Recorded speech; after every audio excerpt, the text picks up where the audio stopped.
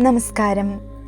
1202 ആണ്ടിൽ രേവതി നക്ഷത്രക്കാർക്ക് വ്യാഴം കർക്കിടകം, ചിങ്ങം എന്നീ രാശികളിലും ശനി മീനം, മേടം എന്നീ രാശികളിലും സഞ്ചരിക്കുന്നു. രാഹു കുംഭം രാശിയിൽ നിന്നും മകരം രാശിയിലേക്ക് സഞ്ചരിക്കുന്നു. കേതു ചിങ്ങം രാശിയിൽ നിന്നും കർക്കിടകം രാശിയിലേക്ക് സഞ്ചരിക്കുന്നു. ഈ ഗ്രഹങ്ങളുടെ സ്ഥിതി നിമിത്തം രേവതി നക്ഷത്രക്കാർക്ക് പുതുവർഷം ഗുണദോഷ സമ്മിശ്രമായിരിക്കും. ശനി മേടം രാശിയിലേക്ക് പ്രവേശിക്കുമെങ്കിലും വരുന്ന വർഷത്തിൽ കൂടുതൽ സമയവും മീനം രാശിയിൽ തന്നെയായിരിക്കും സ്ഥിതി ചെയ്യുക. ഇതിവർക്ക് അത്ര ഗുണപ്രദമല്ല. രാഹു നിലവിൽ 12-ലാണെങ്കിലും ഡിസംബർ മാസത്തോടു കൂടി അനുകൂല സ്ഥാനമായ 11-ലേക്ക് സഞ്ചരിക്കുന്നു. വ്യാഴം വരുന്ന വർഷത്തിൽ കൂടുതൽ സമയവും ഇവർക്ക് 5-ാം ഭാവത്തിൽ സ്ഥിതി ചെയ്യുന്നത് കൂടുതൽ നേട്ടങ്ങൾ നൽകുന്നതാണ്. അതായത് ശ്രമിച്ചു കഴിഞ്ഞാൽ ജീവിത വിജയം നേടാവുന്ന ഒരു സമയമാണ്. ഇതുവരെ വ്യാഴം കൂടി അനുകൂല ഭാവത്തിൽ അല്ലാതിരുന്നതിനാൽ വളരെ കഷ്ടതകൾ ഇവർ അനുഭവിച്ചിട്ടുണ്ടാകും.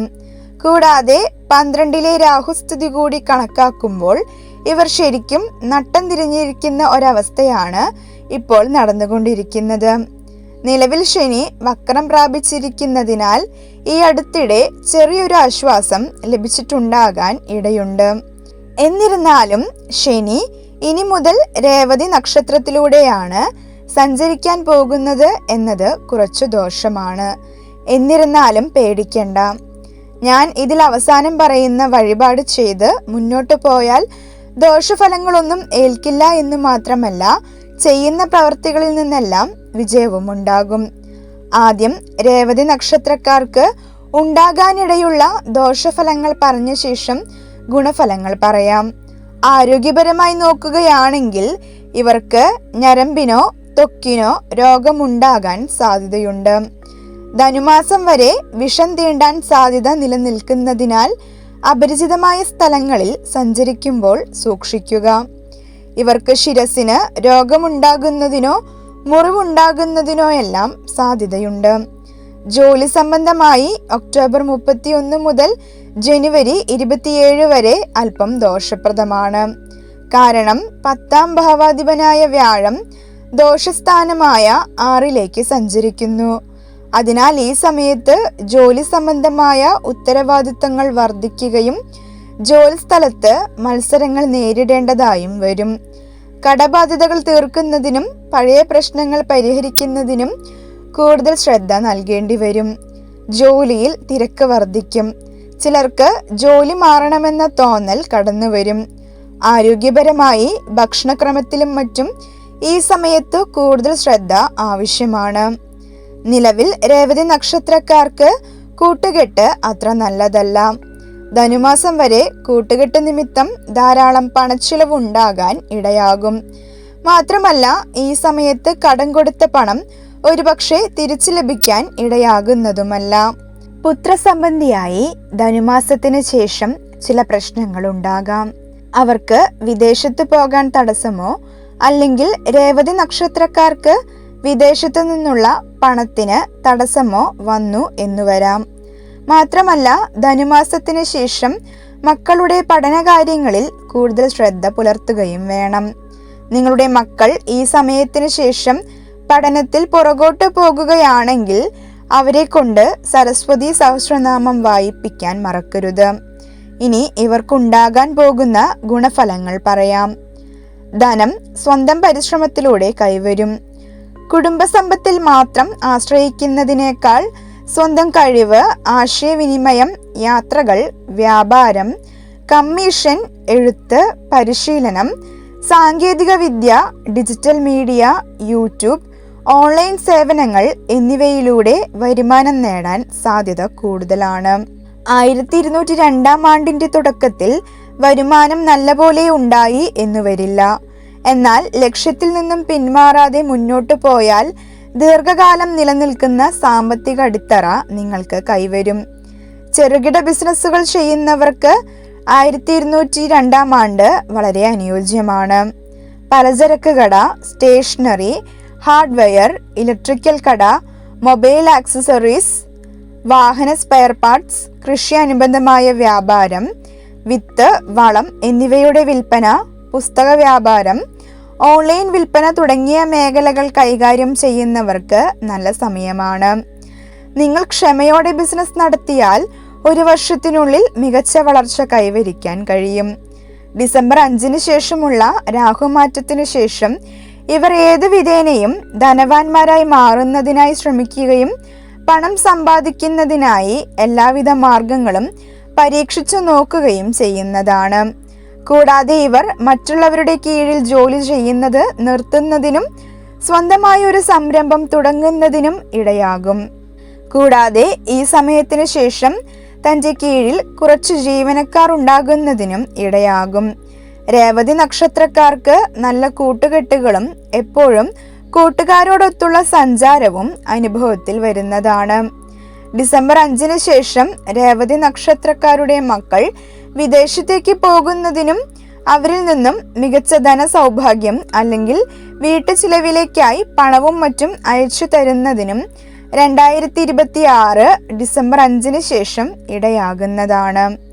ഇവർക്ക് എന്തെങ്കിലും കാര്യങ്ങളിൽ ഒരു തീരുമാനമെടുക്കാൻ പെട്ടെന്ന് കഴിയാതെ പോകുകയോ ചില പ്രധാന സമയങ്ങളിൽ സ്വന്തമായി തീരുമാനമെടുക്കാൻ സാധിക്കാതെ വരികയും മറ്റുള്ളവരുടെ വാക്കുകേട്ട് പ്രവർത്തിക്കേണ്ടതായ അവസ്ഥാവിശേഷങ്ങളും ഉണ്ടായി എന്നു വരാം. ഇവർക്ക് പുതുവർഷത്തിൽ വാഹന ഗുണം നന്നായി ലഭിക്കുന്നതാണ്. ഇഷ്ടപ്പെട്ട വാഹനം വാങ്ങുന്നതിന് ഇടയാകുകയും തൻ്റെ വീട്ടിലേക്ക് ആവശ്യമായ ഗൃഹോപകരണങ്ങളോ മറ്റോ വാങ്ങുന്നതിനും തൻ്റെ കുടുംബത്തെ പഴയ കഷ്ടപ്പാടുകളിൽ നിന്നും നീക്കി കുറച്ചുകൂടി സാമ്പത്തികമായി ഉയർച്ച നൽകുന്നതിനുമെല്ലാം അടുത്ത ജനുവരി അവസാനത്തോടു കൂടി ഇടയാകും. തൊഴിൽ സംബന്ധമായി ഇതുവരെ ഉണ്ടായിരുന്ന എല്ലാവിധ തർക്കങ്ങളും പ്രശ്നങ്ങളും മാറിക്കിട്ടുന്നതാണ്. ഇവർക്ക് പുതിയ സംരംഭം തുടങ്ങുന്നതിന് അതല്ലെങ്കിൽ എന്തെങ്കിലും ഒരു കാര്യം വിജയിപ്പിക്കുന്നതിന് സാധിക്കാത്ത അവസ്ഥയെല്ലാം മാറി സ്വന്തമായി ബിസിനസ് ചെയ്യുന്നതിനും തൻ്റെ സാമ്പത്തികമായുള്ള പ്രയാസങ്ങൾ നീക്കുന്നതിനും സാധിക്കും. ബിസിനസ് ചെയ്യുന്നവർക്ക് തുടക്കത്തിൽ മൂലധന പ്രശ്നങ്ങൾ, ലൈസൻസ്, നിയമപരമായ തടസ്സങ്ങൾ, സർക്കാർ അനുമതികൾ വൈകുക, പങ്കാളിത്തത്തിൽ അഭിപ്രായ വ്യത്യാസങ്ങൾ തുടങ്ങിയ അനുഭവങ്ങൾ ഉണ്ടാകാം. എന്നാൽ അതിലൊന്നും തളരാതെ ക്ഷമയോടെ മുന്നോട്ട് പോകുന്നവർക്ക് സ്ഥിരതയുള്ള വലിയ സ്ഥാപനങ്ങൾ വളർത്തിയെടുക്കാൻ കഴിയും. പ്രത്യേകിച്ച് നിർമ്മാണം, ഭൂമി, കെട്ടിടം, കോൺട്രാക്ട്, വാഹനങ്ങൾ, യന്ത്രങ്ങൾ, കാർഷികോപകരണങ്ങൾ, വ്യവസായം തുടങ്ങിയ മേഖലകൾ രേവതി നക്ഷത്രക്കാർക്ക് അനുകൂലമായി വരുന്നതാണ്. കടങ്ങളെല്ലാം അല്പാൽപമായി വീട്ടുന്നതിന് അവസരങ്ങൾ ഉണ്ടാകും. വിവാഹ സംബന്ധിയായി ഒക്ടോബർ 31 വരെ അനുകൂലമാണെങ്കിലും ശനി ദൃഷ്ടി 7ാം ഭാവത്തിലേക്കുള്ളതിനാൽ വിവാഹകാര്യങ്ങളിലും പ്രണയകാര്യങ്ങളിലും ചില തടസ്സങ്ങൾ ഉണ്ടാകാം. ജോലി സംബന്ധമായ കാര്യങ്ങളെ ചൊല്ലി പ്രണയബന്ധത്തിൽ ചില കലഹങ്ങൾ ഉണ്ടാകും. കേതു കടത്തിൻ്റെ ഭാവത്തിൽ നിൽക്കുന്നതിനാലും വ്യാഴം അനുകൂലസ്ഥിതനായതിനാലും ശ്രമിച്ചു കഴിഞ്ഞാൽ ഇവർക്ക് കടം വീട്ടാൻ സാധിക്കും. ഡിസംബർ 5 അതിനായി പരിശ്രമിക്കേണ്ടത് വളരെ അത്യാവശ്യമാണ്.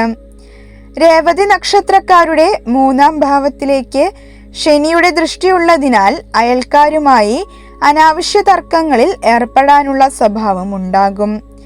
അതിർത്തി, ഭൂമി, വെള്ളം, വഴി, വേലി തുടങ്ങിയ വിഷയങ്ങളിൽ ചിലപ്പോൾ അഭിപ്രായ വ്യത്യാസങ്ങൾ ഉണ്ടാകും.